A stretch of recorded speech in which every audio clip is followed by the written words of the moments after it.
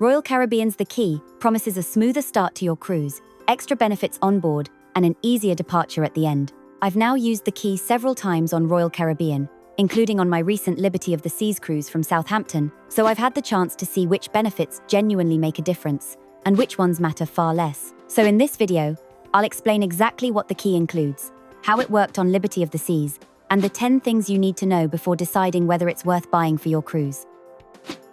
The first thing to know is that The Key is a paid package of benefits that you can add to your Royal Caribbean cruise before you sail. It's designed to make parts of the cruise easier, particularly embarkation day, entertainment, and disembarkation. It's sometimes described as a VIP package, although I wouldn't think of it as being the same as staying in a suite. The Key is normally available through the Royal Caribbean Cruise Planner before your cruise, but only a limited number are sold for each sailing. That means it can sell out. You also need to remember that it's charged per person, per day, rather than being one fixed price for the cabin. In most cases, everyone aged 6 or overbooked in the same cabin will need to purchase it. The second thing to know is exactly what you're buying, because The Key includes quite a few different benefits. You get priority access at the cruise terminal during the Key's designated arrival time. Once on board, you can drop off your carry-on luggage, and it will be delivered to your cabin when the rooms are ready. You then have an exclusive welcome lunch in the main dining room, with a menu based on Royal Caribbean's Chops Grill Steakhouse. The package also includes VOOM, Surf and Stream internet for one device for each person who purchases The Key. There's dedicated seating at selected shows in venues, including the main theatre and Studio B. Although the exact venues depend on the ship, you can also get fast lane access or private time at selected onboard activities, along with discounts on certain paid sports activities. There may be a specialty dining discount when you book on the first day, as well as a spa discount when you meet the required minimum spend. At tender ports, The Key includes priority departure from the ship to shore. And on the final morning, you have an a la carte breakfast in the main dining room, followed by a choice departure. That sounds like a long list, but not every benefit will matter to every passenger. I didn't use the spa discount, the sports discount, or the special activity sessions. They were included, but they weren't part of the reason I bought The Key. For me, the value came from a much smaller group of benefits, beginning with the included internet. The third thing to know is that Royal Caribbean uses dynamic pricing for The Key. There isn't one standard price that applies to every ship and every sailing. The amount can vary depending on your cruise, the length of the sailing, demand, and whichever cruise planner offer is available at the time. You may check the price one week and find that it has increased or decreased the next. Because prices vary by sailing, there isn't one price where The Key is always worth buying. If you see a price you're happy with, book it and keep checking the cruise planner. If it drops, you can usually cancel and rebook, but make sure The Key is still available first because it can sell out. The fourth thing to know is to compare The Key directly with the VOOM Surf and Stream package. I normally buy Wi-Fi anyway, so if The Key only costs slightly more, I'll usually choose it and treat the priority boarding, lunch, luggage delivery, reserved seating and departure benefits as added bonuses. But if the price difference is much larger, you need to decide whether those extras are genuinely worth it for your cruise. So don't just look at the full cost of The Key, check how much more it costs than VOOM, because that's the amount you're really paying for the additional benefits. The fifth thing to know is that priority boarding has been genuinely worthwhile every time I've used The Key from Southampton. On each sailing, I've boarded around half an hour before general boarding began, giving me time to explore, have a drink, and settle in before the ship became busy. You still go through the usual security and document checks, but The Key guests board first, and that extra time on board is noticeable. The sixth thing to know is that The Key's carry-on luggage service makes embarkation day much easier. Because cabins usually aren't ready when you board, anything you bring through the terminal normally stays with you.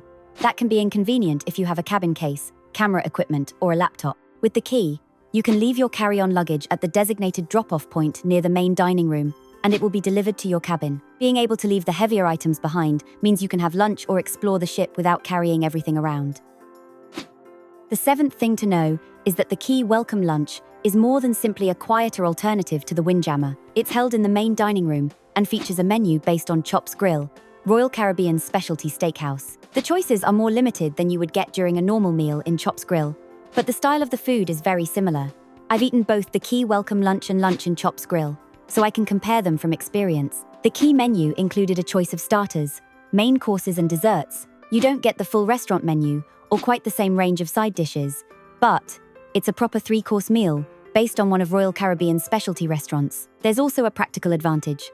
Embarkation lunch is one of the busiest periods in the Windjammer because cabins aren't open and almost everyone is looking for somewhere to eat. The Key lunch gives you a reserved place to sit, table service, and a much calmer start to the cruise. You can drop off your carry-on bags, sit down for lunch, and then head towards your cabin once it's ready. When you combine the quality of the meal with the convenience, I think it's one of the better parts of the package. I'll also have downloadable copies of the Key Embarkation lunch menu and the Disembarkation breakfast menu on my website, so you can look through both menus before your cruise. You'll find the link in the video description. The 8th thing to know is that the Key's reserved seating isn't equally valuable in every entertainment venue.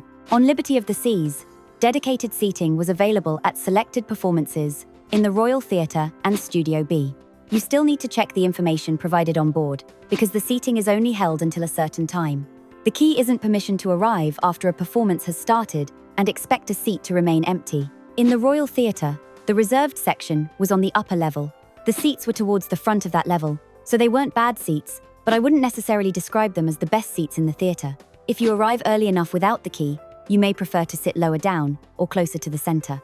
Where this benefit became much more important was Studio B. The ice shows are among Royal Caribbean's most popular entertainment options, and Studio B is a smaller venue with more restricted sightlines. Some seats have a much better view of the ice than others, and popular performances can fill quickly. However, I wouldn't buy the Key solely for the theatre seating, but if you want to see the ice show, the Studio B benefit can make a difference.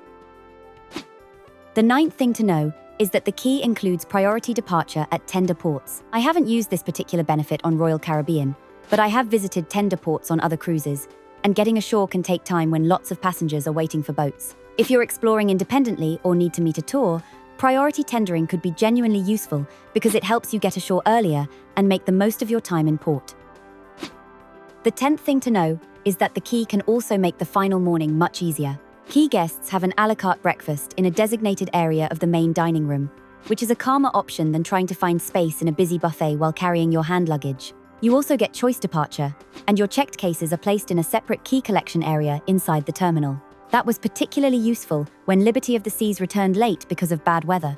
The normal disembarkation schedule had been disrupted, but I could leave at around the same time as the self-disembarkation passengers without having to carry all my luggage off the ship myself. When I reached the terminal, my cases were already waiting in the Key area, which made a potentially chaotic final morning much easier. So, is Royal Caribbean's The Key worth buying? For me, it comes down to the difference between The Key and the VOOM Surf and Stream package. When the prices are close, I'll usually choose The Key because the Wi-Fi covers most of what I would have paid anyway, and the priority boarding, luggage drop-off, embarkation lunch, reserved seating and departure benefits become worthwhile extras. If the price difference is much larger, I'd think more carefully about how many of those benefits I was actually going to use. So those are my 10 things you need to know about Royal Caribbean's The Key. But The Key is only one part of making embarkation day run smoothly. There are several things you need to do as soon as you board Liberty of the Seas, so watch my full embarkation day guide next.